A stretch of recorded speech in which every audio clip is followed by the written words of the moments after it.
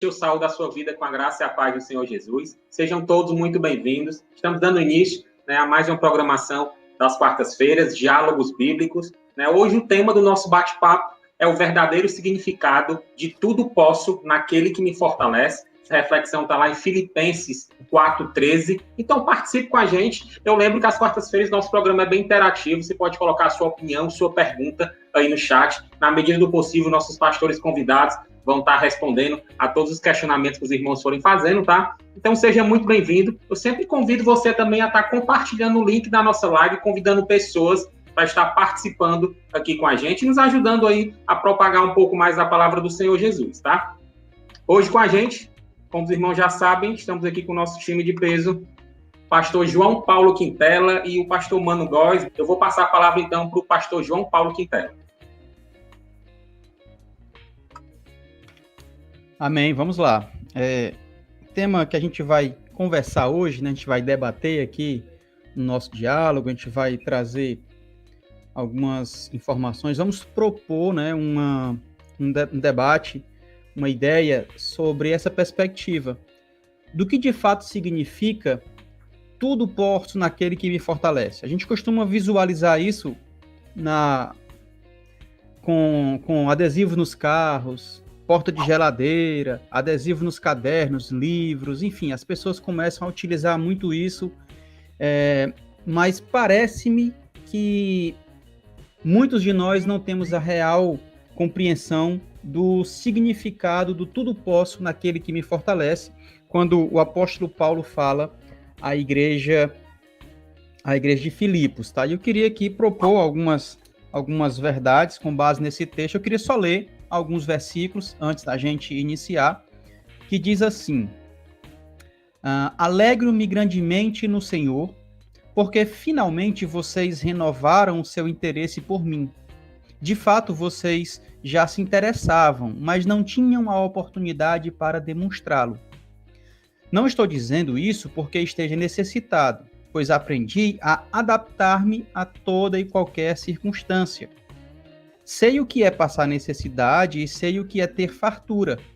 Aprendi o segredo de viver contente em toda e qualquer situação, seja bem alimentado, seja com fome, tendo muito ou passando necessidade.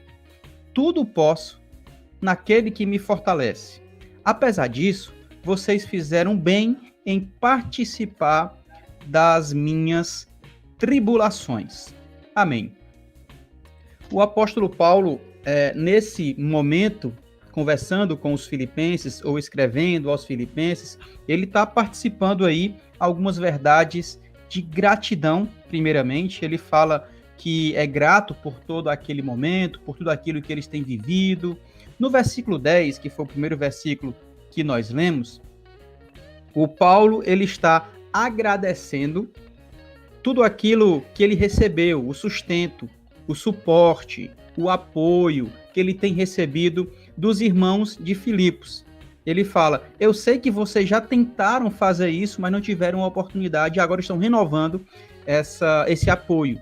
Primeiro, o apóstolo Paulo ele é grato. E aí, aqui é onde vai abrir o primeiro ponto que a gente vai conversar, é que muitas pessoas têm utilizado esse versículo como um amuleto, o versículo 13 em especial, como um amuleto. Tudo posso naquele que me fortalece, então nada de ruim vai me acontecer, então nenhum mal virá sobre a minha casa, então todas as coisas que eu quiser, com estalar de dedos, as coisas vão aparecer na minha frente, enfim, esse tipo de misticismo, ou usando esse versículo como palavras mágicas.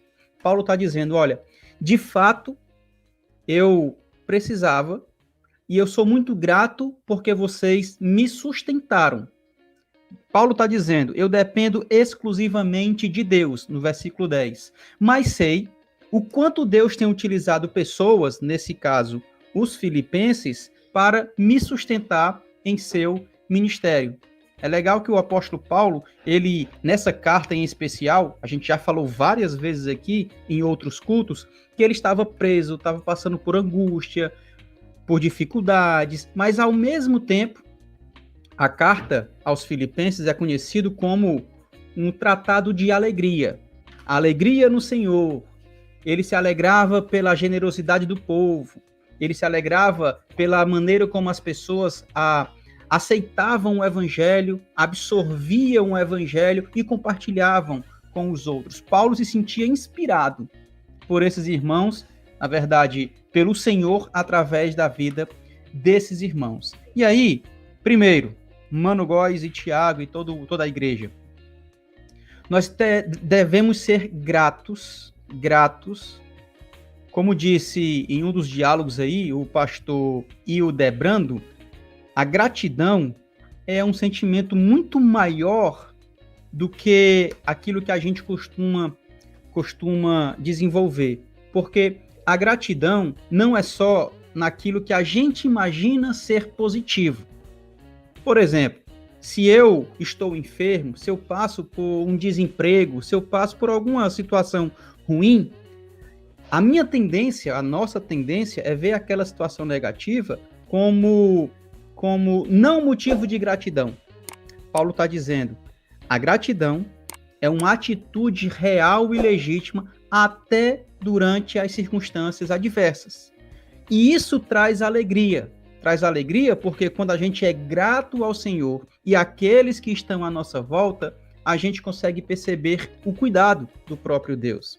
No versículo 11, o apóstolo Paulo continua falando, sobre o contentamento, sobre a maneira como os irmãos, de fato, quiseram ajudar. Aí o Paulo fala, eu falo isso não porque eu estou sentindo falta, ou porque eu tenho, de fato, necessidade. Deixa eu ver aqui como é que ele fala exatamente.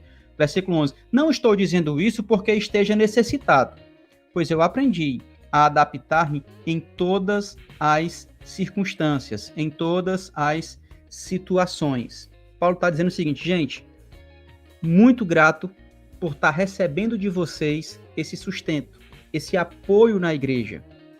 Eu decidi não usufruir desses benefícios como obreiro, como ele fala lá em 1 Coríntios capítulo 9, eu decidi por opção. A minha ideia é, de fato, trabalhar para que pudesse me sustentar.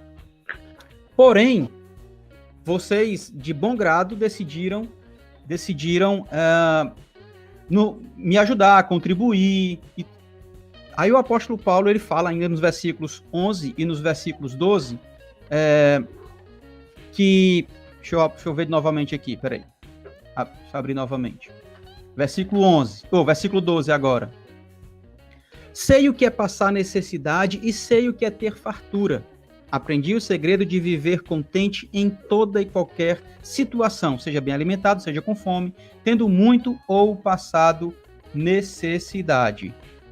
Vamos lá. Primeiro, ele fala de gratidão com aqueles, e ele expressa a dependência em Deus completamente. Segundo, ele vai falar sobre, diferente do que os pregadores atuais têm compartilhado, ele diz, olha, eu consigo me adaptar, seja um momento difícil, seja um momento tranquilo.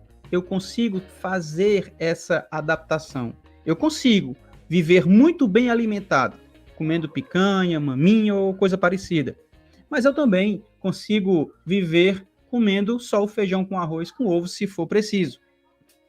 Paulo está dizendo, eu consigo vivenciar uma vida íntegra, reta, independente das circunstâncias. Não é isso que me move, não é isso que me afeta. Eu consigo viver uma vida bacana. E no versículo 13, ele vai falar, tudo posso naquele que me fortalece. Eu posso todas as coisas naquele que me fortalece. Aqui é onde a gente vai tentar conversar com o Mano e com o Tiago sobre essa convicção inabalável do apóstolo Paulo. Inabalável. Por que inabalável? Já estamos vindo aí, observando o que o Paulo estava vivendo, como ele estava vivendo.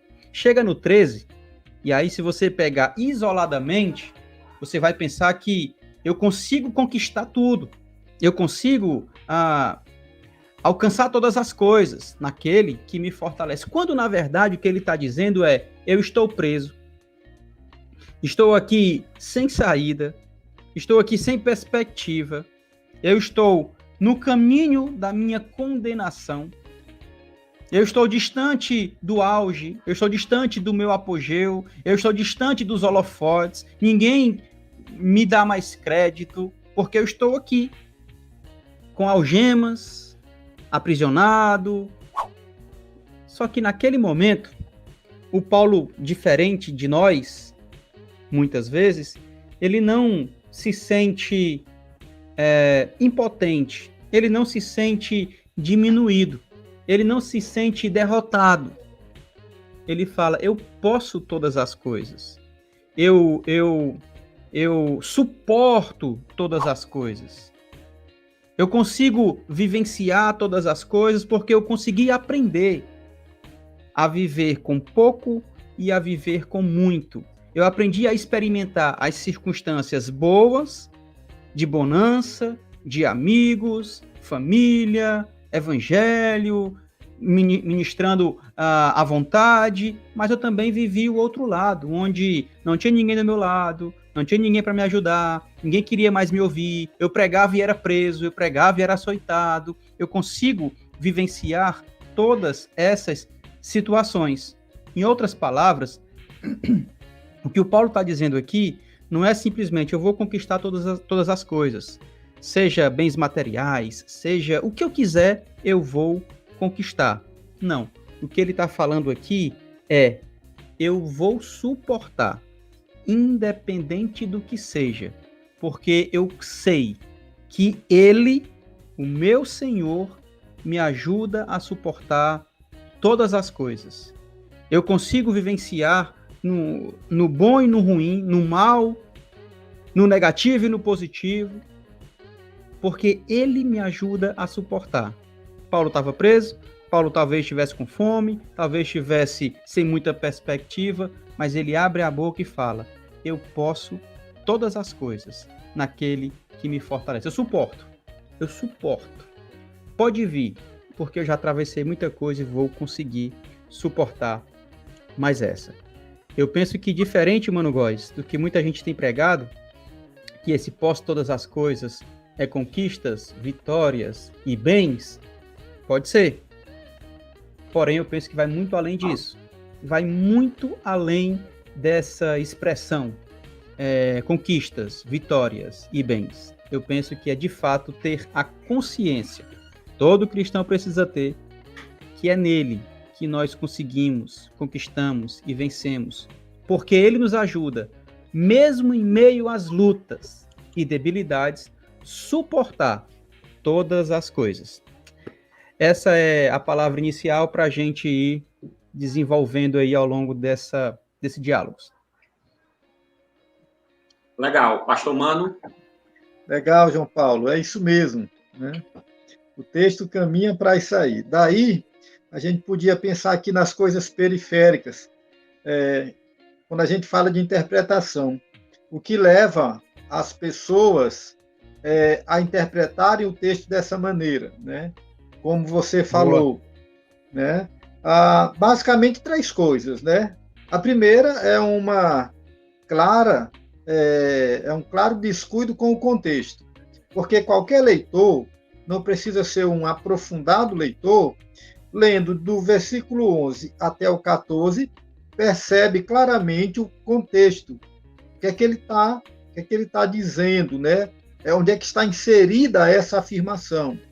A afirmação de frases soltas sem esse contexto é o que redunda nessas interpretações equivocadas. Daí, qualquer leitor, com uma leitura simples, né, mas pausada, consegue detectar isso, que, pelo contexto, fica bem óbvio, bem claro que não tem a ver com essa interpretação que as pessoas querem dar, entendendo esse texto como conquistas, né? A outra coisa é assim, a interpretação se dá por um condicionamento, né, por um condicionamento de um modo de pensar. Na realidade, as pessoas não estão preocupadas em entender o texto, né? Eles querem justificar um modo de pensar, né? Então, está sempre dentro, a interpretação acaba sendo conduzida por isso, né? Eu penso assim, né?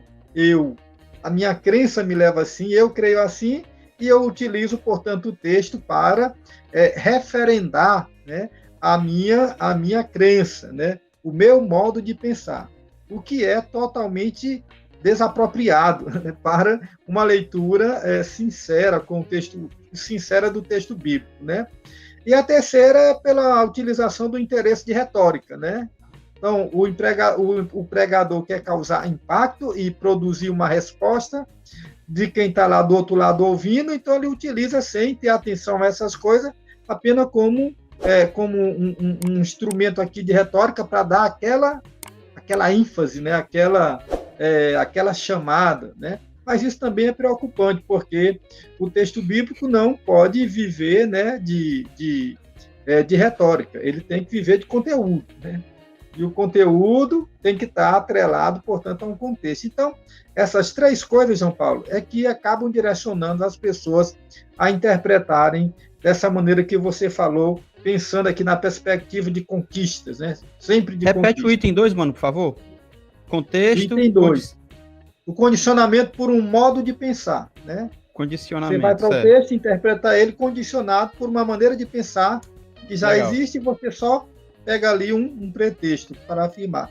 Então, essas três coisas estão levando a uma interpretação equivocada do texto, né? Equivocada do texto. Mas o que eu estou falando, uma leitura cuidadosa, dá para perceber claramente que o texto não está tratando disso, né? Bom, tu falaste aí, eu achei bacana, tu falaste aí sobre gratidão, né? E eu gostei da tua maneira de falar, porque gratidão é exatamente isso.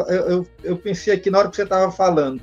Há aqueles que recebem e não agradecem. Isso passou muito longe da gratidão, né? Há aqueles que recebem e agradecem. Não deixa de ser um modo de gratidão. Mas ele recebeu para poder agradecer. Há aqueles que não recebem e agradecem. Uhum. É uma inversão. Aí parece que a gratidão, conforme você falou, está nesse grupo. Aqueles que mesmo sem receber, mas são agradecidos, ou seja, é um modo de viver, né? É um viver de gratidão, ou seja, ele vê outras coisas pelas quais ele deva ser grato, né? Eu acho que isso define bem o que seria gratidão na sua essência, né? Quem recebe e não agradece é um ingrato. Quem recebe e agradece está fazendo aquilo que seria comum. Mas quem não recebe e agradece, a Carência entendeu aí o que é gratidão do ponto de vista bíblico, né? Do ponto de vista do Evangelho. Eu acho que o caminho. E aí eu acho interessante, mano. Eu acho interessante quando você fala o contexto, isso aqui é seríssimo para o cristão, tá? Às vezes a gente entende que a interpretação bíblica é para o pastor, é para o líder, é para o professor. E não é. Isso é para todo cristão, a gente compreender essa interpretação, entender a Bíblia e o contexto. Isso é extremamente importante. Na continuação do texto, o apóstolo Paulo ele vai falar assim, ó, no versículo 15. Como vocês sabem, filipenses, nos seus primeiros dias no Evangelho, quando eu parti para a Macedônia, nenhuma igreja partilhou comigo no que se refere a dar e receber, exceto vocês.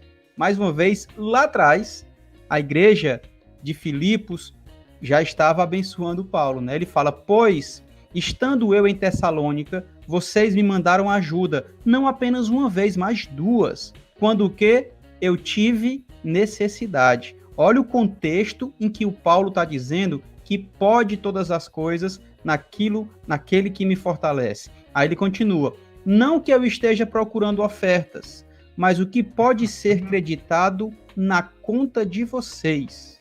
Legal. Recebi tudo e o que eu tenho é mais que suficiente. Estou amplamente suprido. Agora que recebi de Epafrodito os donativos que vocês enviaram.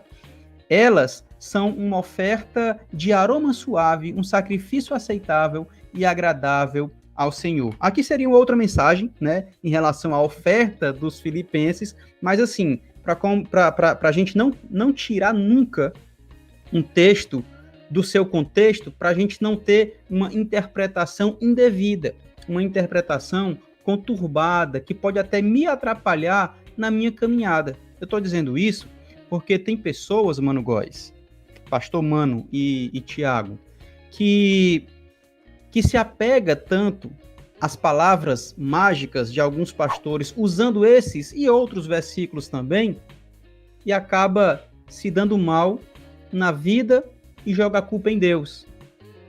Mas não foi Deus que falou isso. Ah, mas está na Bíblia, mas olha o contexto disso. Olha como é grave, né? Olha como é sério.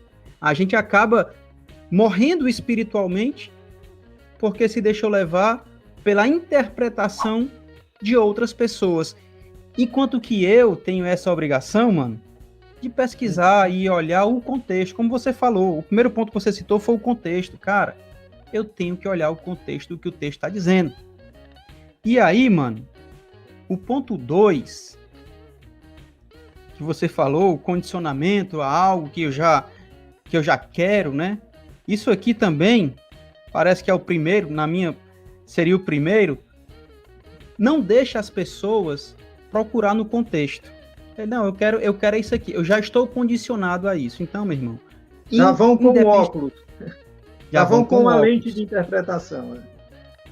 Independente do contexto, pode ser o que for, eu vou dizer que é isso daqui. Muito interessante. Excelente observação. Boa. Bom, meus irmãos, você que foi chegando, seja muito bem-vindo, né? Foi só a nossa primeira rodada, começamos agora esse bate-papo sobre esse tema, tá? Então, seja bem-vindo. Eu já recebi algumas mensagens aqui, algumas perguntas por WhatsApp, mas eu lembro que você também pode colocar aí no chat, né, as suas opiniões e suas dúvidas, né? A irmã Joana Dark diz, o meu Senhor me ajuda. E o nosso irmão Rômulo Lima, abraço, Rômulo, ele pergunta, quais são os pré-requisitos para chegar a essa maturidade de Paulo? Bom, enfrentar algumas cadeias, levar algumas chicotadas, sair no mundo aí sem certeza de nada, pregando o evangelho, Rômulo. Eu acho que é por aí mesmo, mano. Brincando, Rômulo. Eu acho que é por aí mesmo. Talvez não seja chicotadas e prisões, mas algumas situações que a gente tem que atravessar. Eu acho que algumas experiências são necessárias. Não dessa forma, exatamente. Mas vai, tu ia completar, vai, fala aí. Não, é caminhada, Rômulo. Caminhada. O evangelho é uma proposta de caminhar um caminho bem diferente, né? Isso aí é uma construção, não é mágico, né? Não tem um método, não existe um manual, né? O que existe, na verdade, é uma caminhada de uma pessoa com o Senhor no Evangelho, vivendo e aproveitando toda a experiência da vida, o que ele deixa bem claro aqui, né? Em tudo, em todas as coisas, ou seja, ele fez uma boa utilização de todos os fatos, eventos, circunstâncias, ocasiões da sua vida, né? Então, não foi uma coisa mágica, não foi uma coisa... aconteceu, né? É caminhada, né? E é o que todos nós vamos com a maturidade, com a caminhada, com a dedicação, com a entrega, né? Adquirindo. É um processo. Olha, eu encontro essa resposta no versículo 12, tá? Eu encontro essa resposta no versículo 12. Como você encontrar a maturidade do Paulo nesse contexto? O versículo 12 vai dizer assim, eu sei passar necessidade e sei o que é ter fartura. Aí o que ele fala depois? Eu aprendi.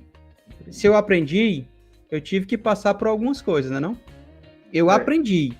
Eu tenho essa maturidade porque eu atravessei, porque eu passei, porque eu não vou dizer que estudei, mas eu aprendi, eu fui aprovado, eu aprendi. Aí ele fala em outra versão, no versículo 11, ele fala assim, ó, eu aprendi a me adaptar, ou seja, no caminho do sofrimento ou da luta, eu tive que aprender e fui me adaptando, ou seja, tem que passar, é um processo. Infelizmente, a gente não quer o sofrimento e a dor, eu não quero não, Deus me livre, quero não. Mas, cara, eu tenho que passar.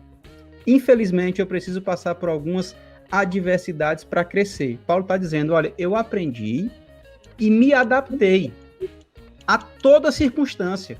Eu passei aos bons momentos, e aqui é importante registrar que o Paulo não aprendeu somente a viver nos momentos ruins. Ele também aprendeu a ter fartura. Sabe o que isso quer dizer? É que muitas vezes nós, quando temos demais, queremos pisar nos outros. Queremos pousar de ser mais importantes. Poxa, eu sou fera demais, eu ganho muito bem, porque eu estudei muito, porque eu sou bom demais, sou muito inteligente, papapá. Não, Paulo está dizendo, olha, é importante aprender a ter muito para não pisar em ninguém e saber conviver com isso. E a ter pouco, para não ser pesado também e não ficar murmurando também. Eu encontro a resposta no versículo 11 e no versículo 12, em especial no 11. Eu aprendi e me adaptei a todas as circunstâncias. Eu vivi, eu caminhei, eu passei, eu atravessei, eu fui aprovado. É isso mesmo. A gente pode ser tendencioso a estar em um dos dois extremos, né?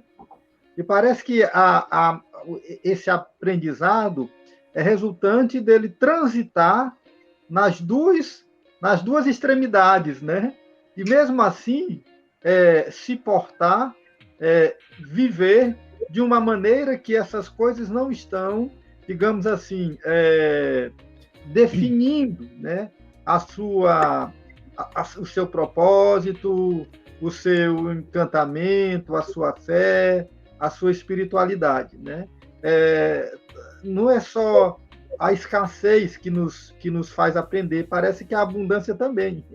Dependendo do modo como eu lido com isso, né, é que vai dizer se eu tenho capacidade de lidar com esses extremos, né? E que é bacana, é isso aí, você falou muito bem, é esse mesmo ponto, João Paulo. Legal. Boa. Outra pergunta. Muito boa pergunta, por sinal, viu? Muito boa pergunta. Obrigado, Rômulo. Boa, Rômulo.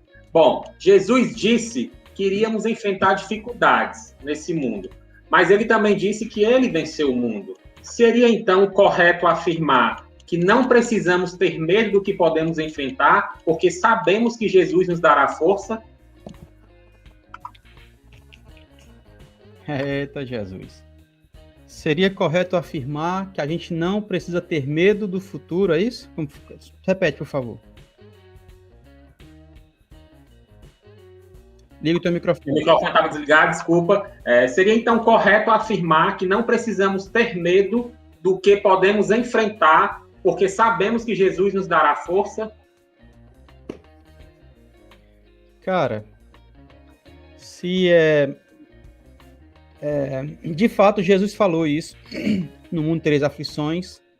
Jesus falou também, não andeis ansiosos, mas eu penso o contrário. Eu penso o seguinte, Jesus já deixou registrado, o próprio Deus já deixou registrado, porque sabia que a gente ia andar ansioso, sabia que a gente ia ter medo. Talvez o ideal fosse, eu não vou ter medo porque eu sei que ele está me guiando, ele sabe para onde vai me levar. Talvez eu não vou andar ansioso porque basta a cada dia o seu mal. Talvez esse fosse o correto. Mas é difícil, muito difícil, para homens e mulheres pecadores, homens e mulheres falhos, homens e mulheres que não têm fé suficiente para viver uma vida desse naipe aí, sabe? Eu não sei, pode ter uns crentes que realmente são crentes o suficiente. Eu tô falando por mim. Eu tenho medo de algumas coisas, sim. Eu me vejo ansioso em algumas situações. Se alguém imagina que por ser pastor eu tenho que ser super crente, eu sinto muito decepcionar vocês, frustrar vocês. Eu tenho algumas ansiedades em alguns momentos, sim, e tenho medos também em diversos momentos. Embora saiba que eu posso confiar no meu Senhor. Eu não duvido disso nunca. Mas a minha, sei lá, enfim, eu acabo tendo medo em algumas situações e ansiedade também. Talvez a ideia melhor fosse não a ideia de não ter medo, mas a ideia de superar medos. Né? Massa. E aí Massa. seria digamos, o caminho, o entendimento correto. Porque Legal. medo nós vamos ter, porque faz parte da experiência humana, né? A gente não pode ser rendido a esse medo, né? Nós vamos senti-lo, mas aí a fé vai nos dar essa capacidade, principalmente a convicção de que Jesus está com a gente, da gente estar superando medos que poderiam nos travar, poderiam nos matar. E talvez a ideia melhor seja trabalhar nessa direção. Muito bom, muito bom. Legal. Bom, lembra os irmãos mais uma vez que você pode estar participando aí, colocando seus comentários, suas perguntas. Vou passar a palavra novamente para o pastor João Paulo. Pronto, vamos lá. Mano, tem um ponto que nós conversamos aqui sobre o equilíbrio. Aí eu queria te desafiar também para a gente tratar nessa perspectiva agora, que o apóstolo Paulo fala: tenho bonança, eu sei viver. Tenho escassez, eu sei viver. Isso remete ao equilíbrio, a uma vida cristã equilibrada, a uma vida cristã que consegue viver de uma forma tranquila. Certo dia, eu ouvi a definição de equilíbrio, que foi equi, lado, líbrio ou brio, sei lá. Não, equi igual, né? Equi igual, líbrio ou brio, lados. Então, lados iguais. Aí o cara fez uma ilustração dizendo o seguinte: ser equilibrado é você conseguir caminhar de uma ponta a outra sem se corromper.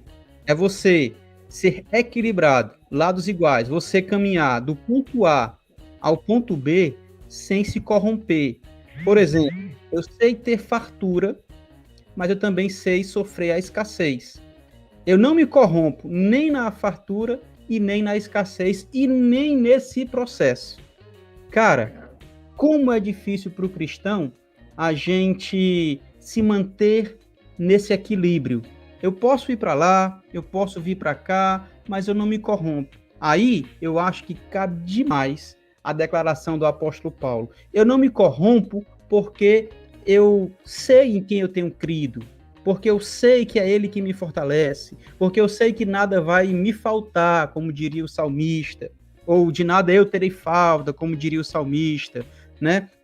Então, eu vejo que é um desafio, mas é um desafio que tem que ser combatido, batalhado, lutado, conquistado mesmo, você conseguir ultrapassar tudo isso. Tem uma frase que o Vanderlei Luxemburgo, técnico de futebol, ele fala um negócio que talvez a gente possa trazer para a nossa realidade. Ele fala assim: o medo de perder não pode tirar a vontade de ganhar.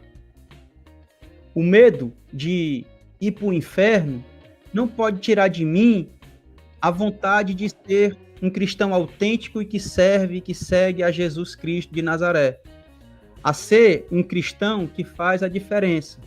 O medo de desapontar algumas pessoas não pode me colocar em um pedestal achando que eu sou melhor do que os outros. Entende? Então eu acho que esse equilíbrio precisa ser vivenciado. Não é fácil, não é fácil, não é fácil. Mas nós precisamos caminhar de um lado a outro sem se corromper. Legal. Aqui, João Paulo, queria... Essa palavra que a gente traduz, que as nossas versões traduzem por estar contente, ou contentamento, né? Ou adaptar-se, né? As três palavras são usadas nas inúmeras versões que a gente tem. É uma palavra que era muito usual na filosofia grega, principalmente pelos estoicos, né? Então, essa palavra traduzia o ideal de vida do filósofo estoico, né? Que ela teria a ideia de autossuficiência, no sentido de que ele está desapegado, né, às coisas ao seu redor, porque como se essas coisas ao seu redor não estivessem mais definindo ele. Ele fosse um ser autossuficiente, ele não estivesse preso a elas para definir o estado de alma dele. Então, esse era o ideal da filosofia estoica, e essa palavra é cunhada de lá, né? Paulo, portanto, cunha essa palavra que a gente traduz como contentamento, ou contente, ou adaptado, né? Para esta realidade. E aí ela vai ajudar muito nessa compreensão do que você falou, né? Este equilíbrio, porque, digamos assim, nesse caso, as pontas, né? As distâncias, o pêndulo aí, né? Ele é como se ele não provocasse em Paulo agora essas questões que normalmente estão na nossa vida comum, né? É como se ele dissesse assim: eu superei esta expectativa de vida, né? É tipo assim, as minhas expectativas são outras para além dessas, que essas aí agora, né? Pela caminhada, principalmente pelo aprendizado, o texto diz ele, bem claro, ele aprendeu, né? Ele chegou a esta condição, né? a este nível, né? Que seria exatamente essa condição de não ficar atrelado a coisas que definem-nos emocionalmente, espiritualmente, né? Que vão ditando, ou vão nos aprisionando, ou vão condicionando o nosso modo de viver. Paulo, assim, eu vivo assim porque agora estou vivendo outra experiência para além dessas, né? Daí, uma coisa mais que eu queria acrescentar, João Paulo, é que o versículo 13, a gente tem que entender ele como uma frase conclusiva. Uhum. Então, ele abre no verso 10, dando a razão, né? Ele fala da sua experiência, ele inicia, né, como ele chegou a essa conclusão, e o versículo 13 ele encerra, né? Posto todas as coisas que ele que nos fortalece. É o resumo do 10, 11 e 12. Tá bom? É a tradução em uma frase só, né, do que ele está dizendo ali no 10, no 11 e no 12. Por isso que não dá margem a entender como esse poder como conquista, né? Mas tem mais a ver com o que você já falou antes, né? Daí eu queria voltar à pergunta do Rômulo Lima, inicialmente, né? Porque certamente essa é a pergunta que todo mundo faz, é a pergunta que não quer calar. Como eu faço? Em tempos como os nossos hoje, né? Agora, presente, no mundo contemporâneo, né? Aí eu pensei aqui uma coisa, até então é um pensamento, né?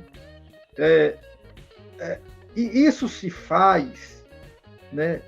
Não é de uma maneira tão simples, né?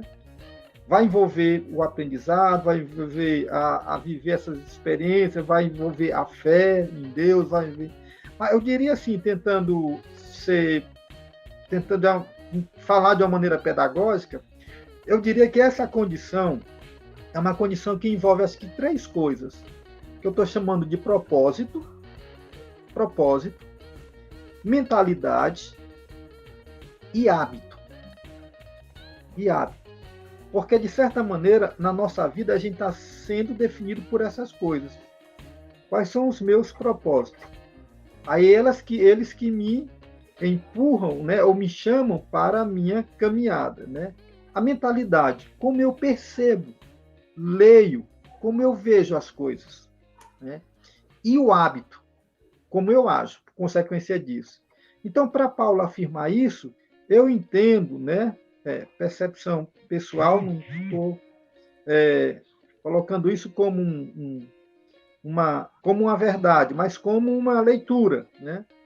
Que Paulo, né, está vivenciando, ou tem na construção desse seu momento, dessa sua vida, né, essas coisas. O propósito que já está muito bem claro na vida dele, muito bem claro, né? Ele sabe qual é o propósito dele, e o propósito dele não é um propósito pequeno, rasteiro, humano, terreno, limitado. É um propósito que está para além disso. E é a primeira condição para você viver esse tipo de experiência que Paulo viveu. Os meus propósitos precisam estar elevados acima dessas coisas comuns. Tanto é, quando ele diz aquela frase também assim, se nós esperarmos neste mundo, somos os mais miseráveis de todos os homens, certamente ele tem essa visão e essa noção de propósito, né? O propósito dele é elevado, está para além disso, né? A mentalidade, ele não pensa, não vê as coisas como qualquer um veria, né? Ele tem uma mentalidade diferente, foi construída pelo Evangelho, foi construída aos pés, né, do ensino de Jesus Cristo, foi produzido pela experiência com a fé, né? E, logicamente, isso gerou o hábito. Portanto, ele vivia essas experiências não mais como, digamos, uma condição que ele tinha que enfrentar, mas ele sabia já lidar com isso de maneira, digamos assim, habitual. Não era mais um dilema. Tá preso? Sim, para ele, e daí? A palavra de Deus não está presa. Se eu sou um preso do Senhor, né? Os açoites, nada, eu estou carregando no meu corpo as marcas de Cristo. Ele até poetiza, né? Leva a outra dimensão que o cara não entendeu aquilo como um sofrimento, não. Ele entendeu como uma tatuagem divina. Assim, a mentalidade muda, né? E, consequentemente, o hábito. Ele vai vivendo essas coisas pensando. Então, parece-me que propósito, mentalidade e hábito, elas estão na construção desse modo de ser de Paulo, né? Expresso nessa após todas as coisas em Cristo que me fortalece, né? E daí seria um caminho que a gente pode percorrer, Rômulo, para estar pensando nessa experiência de Paulo como uma experiência acessível a todos nós, né? Cristãos contemporâneos cristãos de hoje, né? Do mundo de hoje.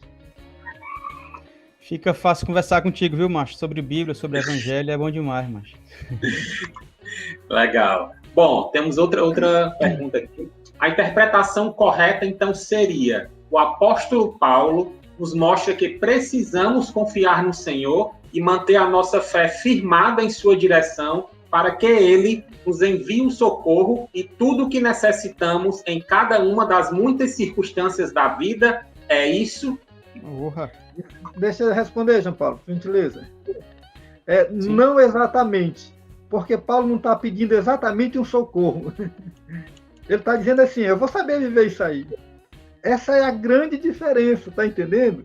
Ele não está numa situação adversa dizendo, socorro, Senhor, eu vou confiar em Ti que Tu vai me tirar disso. Você está dizendo, não, Senhor, eu vou passar isso aqui. Eu sei que isso aqui tem proveito, eu sei que isso aqui não vai me afetar.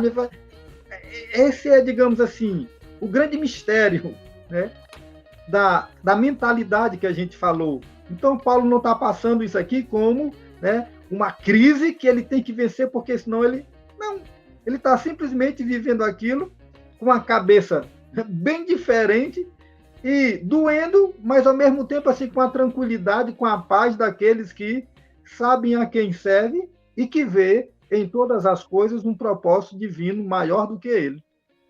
Mano, parece... Essa seria a diferença.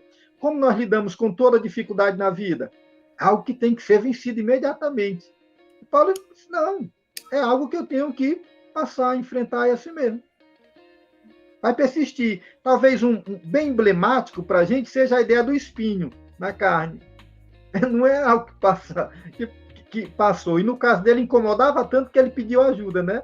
Especificamente, Senhor, tira esse espinho. Ele disse, não, a minha graça te basta. Essa palavra, portanto, ela cabe perfeitamente aqui, nessa mentalidade que Paulo depois vai adquirir. A gente não sabe a cronologia dessas experiências de Paulo, mas se eu fosse arriscar, eu diria que essa palavra de Deus para ele, a minha graça te basta, vem antes de tudo isso aqui. Porque agora acho que ele vive a experiência. Não, a graça do Senhor basta. Então, o foco, a mentalidade, o propósito, o hábito é o hábito da graça, a mentalidade da graça, o propósito da graça. Então, o espinho é só um espinho. É interessante, mano, que esse texto que nós lemos dá a impressão do Paulo falar exatamente isso que você citou. É tipo assim, meu povo, eu sou grato ao que vocês fizeram. Só que eu não que eu precise. Eu sou grato porque vocês tiveram um coração maravilhoso e tal. Não que eu esteja necessitado, mas vocês foram maravilhosos e tal, então muito obrigado por tudo isso. Porém, deixa eu falar uma coisa para vocês. Eu posso todas as coisas naquele que me fortalece. Ou seja, é tipo isso aí. Eu não estou pedindo ajuda, eu estou passando por prisão, privação, papapá, pererê e tal, e sou muito grato pelo cuidado de vocês. Mas eu posso todas as coisas naquele que me fortalece. É como você falou, ele não está pedindo para sair daquela situação, não. Ele está declarando que é nele, é no seu Senhor que ele consegue todas as coisas. Mais uma vez, ele agradecia pelo cuidado, mas ele estava declarando: eu não necessito disso, porque eu já posso todas as coisas naquele que me fortalece. Essa ênfase precisa sempre ser dada, né? Porque essa é a outra coisa, a outra verdade que o texto apresenta, que não podemos deixar de lado, né? Ele afirma claramente, é em Cristo. Então, digamos assim, era uma condição diferente da condição dos filósofos, dos estoicos, né? Que você ia alcançar isso por uma série de caminhos que você tem que seguir para alcançar esse estado. Para Paulo, esse estado você encontra em Cristo. Né? É nele. Né? Essa é a ideia central de Paulo. Legal, vamos dar uma passada aqui pelo nosso chat. O irmão Paulo Bantim, abraço, Paulo. Ele diz: o medo leva a Cristo e Cristo me leva a não ter medo. O Romulo Lima agradece aqui, muito bom. E o nosso querido irmão Moisés Dias, abraço, Moisés, ele fala que em Filipenses 4,13, né, Paulo não quis dizer tudo num sentido absoluto de todas as coisas que havia passado, no sentido absoluto de todas as coisas que havia passado, que necessitava de poder para enfrentar, como pobreza, fome, escassez e necessidades. Cristo supriu. Amém. O Romulo Lima, ele acrescenta, ele conclui dizendo que me parece que esse comportamento de Paulo não é tão comum em nossos dias, pois traz bastante renúncia e sofrimento. E a nossa querida irmã Eneida pergunta: o homem pode fazer tudo o que ele precisa fazer? Não entendi. Se a irmã Eneida quiser complementar, mas a pergunta foi: o homem pode fazer tudo o que ele precisa fazer? Também não entendi. O tudo em destaque aí, né? Não sei. Eu não consegui compreender. Mas pode ser que a irmã refaça aí, né? Mano, é interessante quando tu fala a questão do propósito, a questão da mentalidade também, porque a gente vê no apóstolo Paulo um objetivo, um propósito bem claro e definido. O Paulo constantemente vem trazendo para os seus leitores, e por que não dizer para a igreja na atualidade, o alvo dele, que é Cristo, o objetivo dele, que é pensar lá na frente, não só no hoje, não só no agora, não só nessa terra. Então, eu penso que esse trabalhar do propósito, como você falou, esse especificar perfeitamente o propósito, clarear a nossa mente, e aí é o ponto 1 e 2, né? Propósito e mentalidade, acerca desse propósito, acerca desse momento em que nós, como cristãos, estamos vivendo, e vamos viver durante toda a nossa vida, nosso processo de vida, é de fato fundamental. Você ter essa consciência clara do seu propósito, do seu alvo, do seu objetivo, porque senão, e aí volta lá ao outro ponto que você falou sobre o condicionamento, né, e talvez o interesse também, porque aí volta aquele outro ponto que você sempre vai querer uma espécie de cosmovisão. Eu sou crente para poder realizar todos os meus sonhos. Eu sou crente para realizar todos os meus caprichos e desejos. Quando eu entendo o propósito do evangelho, que o apóstolo Paulo está falando aí, meu povo, muito obrigado, mas eu posso. Meu povo, o meu intuito é louvar e glorificar o nome dele. Tudo que o Paulo fazia, de fato, levava a glorificar, ao louvor da glória do nome do Senhor. Então, eu penso que é muito disso. Esse propósito que você falou é extremamente relevante a gente ter essa clareza, essa convicção do nosso propósito. Parece-me que a gente também percebe essa ideia de propósito em Paulo, que tem a ver com isso aqui, quando ele afirma assim, por exemplo, para mim, o viver é Cristo, morrer é lucro. Então, essa parece ser uma dessas afirmações, né, que transcendem a questão do comum. Parece dizer qual é o grande propósito da vida dele, né? Bom, para mim, esse meu propósito é isso, né? Meu viver é Cristo. Morrer é lucro, é ganho. Então, são esses propósitos extremamente nobres, né? E extremamente dentro do Evangelho, que é, na realidade, a grande proposta do Evangelho, que produz esse tipo de experiência de Paulo, essas afirmações de Paulo, né? Ou seja, isso a grandeza do propósito, ela, logicamente, determina a grandeza das minhas ações, né? A grandeza do meu viver, a grandeza das minhas conquistas, a grandeza da minha existência. Então, assim, aí se ele tem, você põe como grande propósito, no caso dele aqui, né? Viver, né? Ou seja, Cristo, o resto digamos assim, é secundário. Na verdade, a experiência de Paulo é como se ele estivesse dizendo isso, né? Peraí, gente, estou vivendo essa experiência aqui, essa experiência é uma, como diria o Faustão, uma cor de louco, né? O resto é secundário. O resto é secundário. Né? E essa talvez seja a grande diferença. Para falar sobre mentalidade, por exemplo, a gente tem que pensar na nossa mentalidade hoje. Qual é a mentalidade hoje? Né? A mentalidade é a mentalidade de mercado, né? Que impregna todas as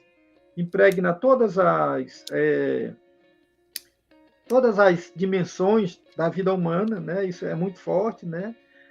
A mentalidade do prazer, né? Que também impregna todas as dimensões da vida humana, né? Então, é mentalidade de mercado, mentalidade de prazer, mentalidade de sucesso, né? Ou autopromoção, né? Muito presente nesse tempo que alguns chamam de pós-modernidade, outros já utilizam outros termos, né? Mas, assim, essas coisas elas são modos de viver que estão impregnados no nosso dia a dia. Tudo que a gente faz, vê, e tudo está impregnado por essas coisas. E parece-me que a grandeza de Paulo está em ele ter superado essa dimensão pequena, né? Limitada da vida, e viver uma experiência para além disso, né? Talvez seja uma das nossas grandes deficiências do mundo contemporâneo, da igreja contemporânea, exatamente essa, a questão da mentalidade. Eu tenho insistido muito nisso. Evangelho é um chamado para viver uma outra mentalidade, que deu trabalho para se colocar.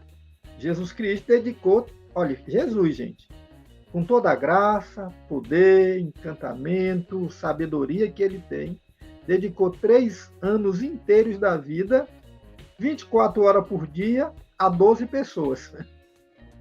A 12 pessoas, em particular, a 12 pessoas, para construir essa mentalidade para que ela pudesse ser reproduzida. Ou seja, é um trabalho espetacular, e a gente viu como esses processos, como essa transição de um velho modo de pensar para um novo modo aconteceu com os apóstolos, né? E a gente vai ver a luta de Paulo para tentar explicar isso para as outras pessoas. Por exemplo, ele dizia coisas tipo lá, gente, todas as coisas me são permitidas. Mas, gente, nem toda coisa convém. Gente, todas as coisas me são permitidas. Mas eu não me deixarei dominar por nenhuma delas. Então, ele está exatamente quebrando a maneira de pensar, de ver, de perceber a vida e convocando para uma mentalidade nova. Então, o Evangelho é isso. Então, em várias passagens das cartas de Paulo, a gente vai perceber ele mostrando isso. É como se ele dissesse, olha, tudo que vocês estão vivendo, né, como uma repetição, né, da vida, né, está equivocado, né? Deus nos chamou para uma outra experiência. E essa convocação de Paulo para essa outra experiência tem a ver com isso que a gente está chamando de mentalidade, né? Então, é assim, agora, eu acho que talvez a fragilidade do nosso discipulado atual seja exatamente esse, que as pessoas conseguem ter um sistema de crenças e permanecer com ideais pequenos. É um paradoxo, né? Uma contradição. Mas é possível na igreja moderna hoje. Você defende um sistema de crença, defende dogmas, né? Mas a vida, a existência, ela não é afetada por isso, porque a mentalidade não mudou. Tá entendendo? Você só aderiu a um sistema de crenças. Mas sem a mudança da mentalidade, da maneira de ver a vida, o que é essencial no Evangelho, né? Que seria também um grande desafio do discipulado moderno, né? Seria isso. A irmã Eneida, ela reformulou aqui a pergunta e ela pergunta agora. O apóstolo diz tudo posso. O cristão, por meio de Cristo, pode realizar qualquer coisa? Garoto. Agora sim. Pode, mas nem tudo deve. O Mano acabou de falar aí. Eu penso que caberia nessa resposta do apóstolo Paulo. Eu posso. Todas as coisas eu posso, mas nem tudo me convém, né? Eu não sei se é essa a perspectiva da Eneida, tá? Mas se alguém tiver querendo saber, mas eu posso fazer isso, posso fazer aquilo, tá? Pode, mas não convém. Pode, mas não edifica. Pode, mas eu não me deixarei me levar por essas coisas e tal. O apóstolo Paulo está dizendo, olha, nós somos livres, mas somos livres em Cristo. Somos livres para um propósito, somos livres para um conceito ou um contexto, né? Então, eu penso que pode fazer todas as coisas, mas nem tudo convém. Agora, se a perspectiva for outra, tipo, eu posso realizar todas as coisas, eu posso alcançar todas as coisas, também pode ser, mas tudo, e aí eu abraço aí a ideia do Mano, a questão do propósito, tudo está diante desse propósito. O meu propósito deve ser levar as pessoas a glorificar a Deus. Deixa eu dar usar uma ilustraçãozinha aqui. Imagina a cena. Uma menina está caminhando com seu pai de metrô e ela vai e pergunta para o pai, pai, quando nós chegarmos para onde nós estamos indo, onde nós estaremos? Essa pergunta serve para o cristão hoje. Eu vou pregar o evangelho para levar as pessoas para um lugar e quando elas chegarem lá, o que vai acontecer? O que eu faço da minha vida como um cristão? Eu estou indo para um lugar da minha vida como um cristão. E quando eu chegar aqui, e aí? O que vai acontecer? Eu preciso estar sempre me alimentando dessas verdades. E, na minha concepção, eu sempre vou levar as pessoas e eu sempre vou caminhar para o arrependimento, para a consciência do evangelho, com o resultado de louvor da glória de Deus. Ou seja, nós vamos chegar em algum lugar. Qual é? O arrependimento e a compreensão do evangelho. E agora, vamos fazer o que com isso? Glorificar a Deus, louvar o nome do Senhor. Sempre com esse propósito. O Paulo vai de um extremo a outro. O viver é Cristo. O morrer é lucro. O que acontecer entre uma ponta e outra, amigo? Tchau. Tchau. Acho que é mais ou menos isso. Bom, já que estamos falando de Paulo, né, o nosso amigo Paulo Júnior, ele diz, tudo me é lícito, mas nem tudo me convém. Ele fala aquela famosa fala, aquele famoso versículo. Perfeito. O Romulo Lima, ele pergunta qual seria a mensagem de Paulo nos dias de hoje para quem está com familiar hospitalizado ou quem perdeu um parente. Doloroso, né? E aí, maninho, o que a gente poderia falar? Tudo posso naquele que me fortalece. Pronto. É engraçado, ó, lá em Hebreus 11, né, vai falar sobre os resultados da fé, digamos assim. Aí ele diz assim, uns pela fé receberam ou ressuscitaram seus mortos. Aí mais na frente ele vai dizer, uns foram mortos. Perceba como essa ideia de vida e morte, ela não tem, digamos assim, uma lógica, né, como a gente costuma ver. Então ele está falando de fé, uma fé que ressuscita, traz a vida, suplanta a morte, e fala de uma mesma fé que leva à morte. Isso, né? Já parou para pensar sobre isso? É porque parece-nos que a ideia aí não é nem a vida nem a morte, é algo que está para além disso. Aquilo que talvez Jesus Cristo ensinou, disse, olha, quem tem o filho tem a vida. Ainda que ele morra, ele vai viver. Se um grão de trigo cai na terra e não morre, ele se perde. Mas se ele morrer, ele produz muito fruto. Paulo dizia assim, se a minha vida produz resultados, que bom. Mas se a minha morte der algum fruto, que bom. Então, assim, a vida e morte são variações que no mundo da fé ganham outro sentido.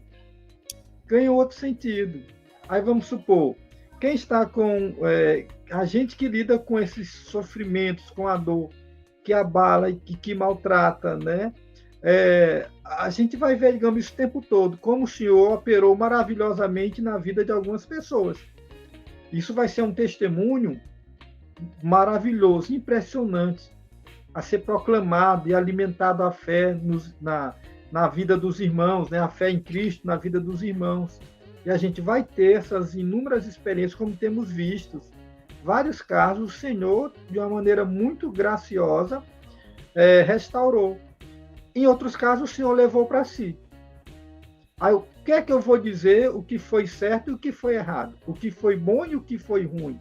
Eu não tenho palavras para dizer isso foi bom, isso foi ruim, isso foi certo, isso foi errado, isso foi fé, isso não foi fé, não tem. Né? O Evangelho, a fé, nos colocou nessa dimensão para lá da lógica. Então, o que temos que fazer? Pelo menos no meu caso, né? Acho que é orar o tempo todo para que a graça do Senhor restaure, liberte, livre, né? Traga, né? Saúde, restauração para a vida de todos os nossos irmãos, irmãs queridos, queridos parentes que lidam com esta doença perversa, né? Com esse embate com a morte, porque essa é a nossa resistência. A fé pede isso, né? Mas, por outro lado, queridos e queridas que tiveram as suas percas, de nenhum modo elas são, digamos assim, menosprezadas, porque como Hebreus 11, que a gente falou, essa é a mentalidade do reino de Deus, né? A fé liberta alguns da morte, ressuscitando, e leva alguns para a morte. E com alegria, como Paulo diria, né? Para mim morrer é lucro, é ganho, né? Isso isso tem valor, tem dividendos. Então, para Paulo, essa lógica não tinha. Né? Então, o que é que a gente faz? Né? A gente tem que orar sempre, buscar sempre a intervenção da graciosa, da graça de Jesus na vida dos irmãos, das irmãs, de todas as pessoas. Né? E ser agradecido por aquelas coisas que a gente não tem domínio, controle e nem, digamos assim, poder ou consciência plena sobre elas. Essa é a realidade da vivência da fé. Orar sempre, pedir sempre que Deus nos atenda. E quando nós não formos atendidos ao nosso modo, entender que Deus é um Deus que sabe muito mais do que nós, pode muito mais do que nós, tem propósito para além dos nossos. Nós somos limitados para compreender tudo isso. Lógico que, quanto mais eu puder aguçar, como Paulo fez, né, essa compreensão nessa dimensão, com muito mais facilidade eu vou lidar com essas vicissitudes da vida, com esses desafios da vida. Amém.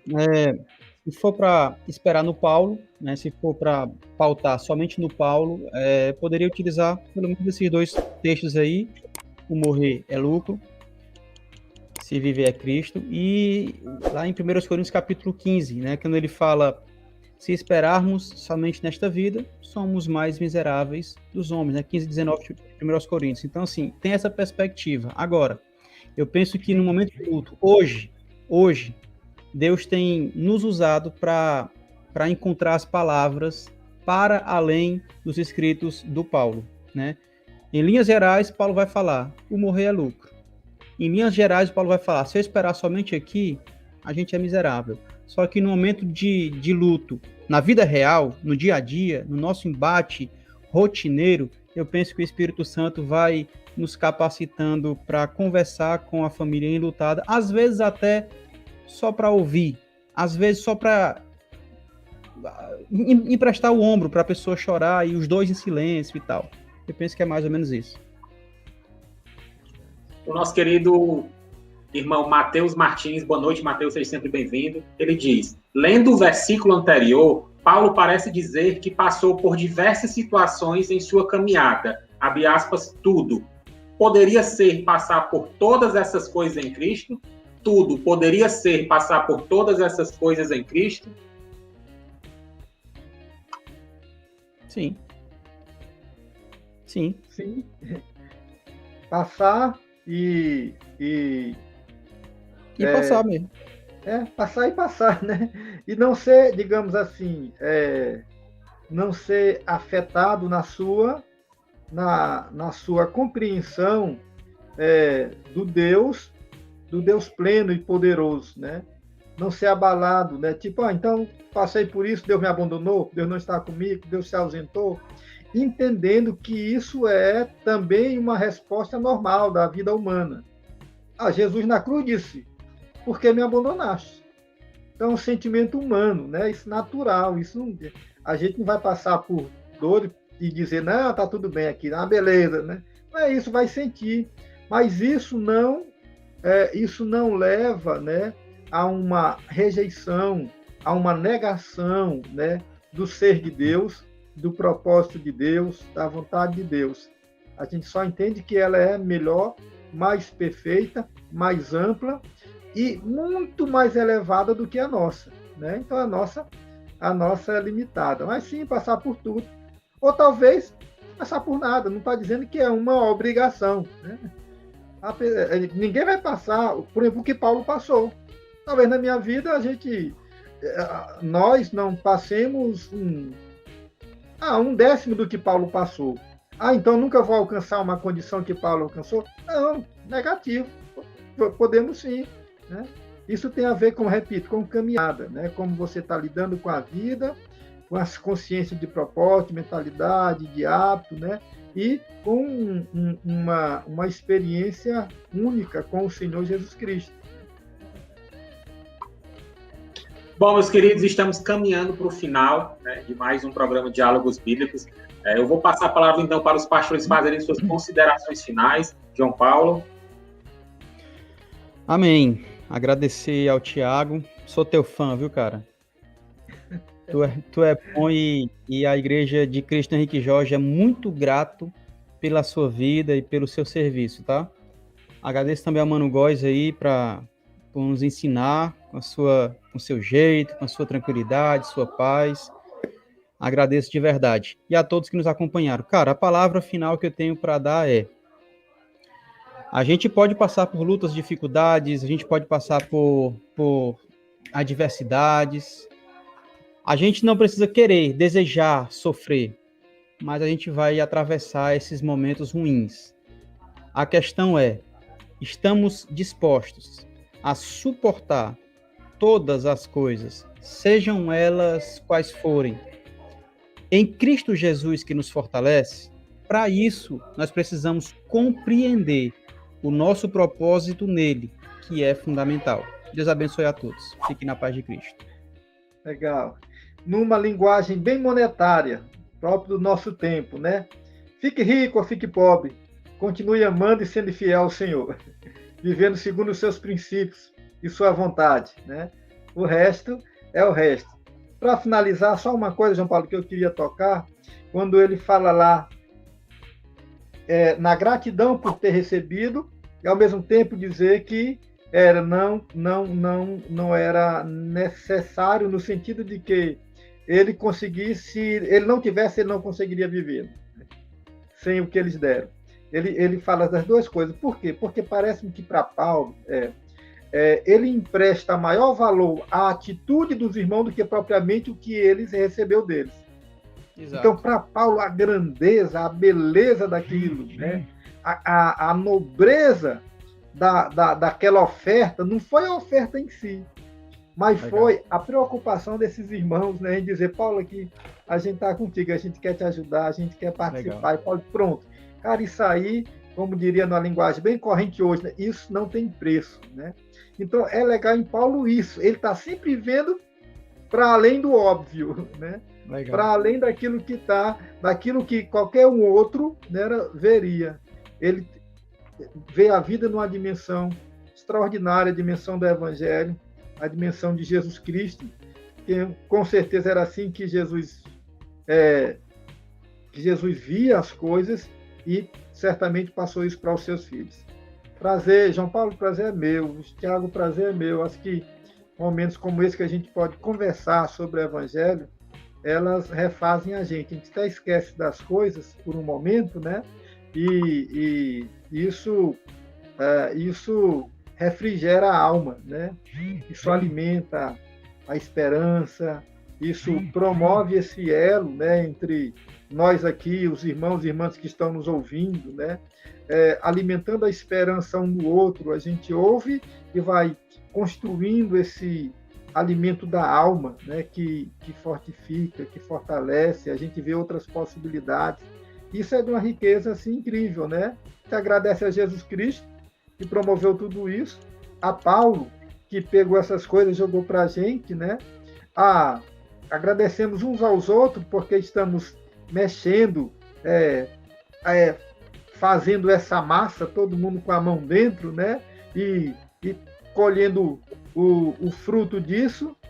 E é assim que o reino de Deus vai se fazendo, e o Evangelho vai se construindo, e se Deus quiser, oxalá, passado esse momento difícil, os servos e servas de Deus saiam mais fortalecidos, dizendo literalmente, tudo posso naquele que me fortalece. Passei uma pandemia. Amém. Passei uma pandemia.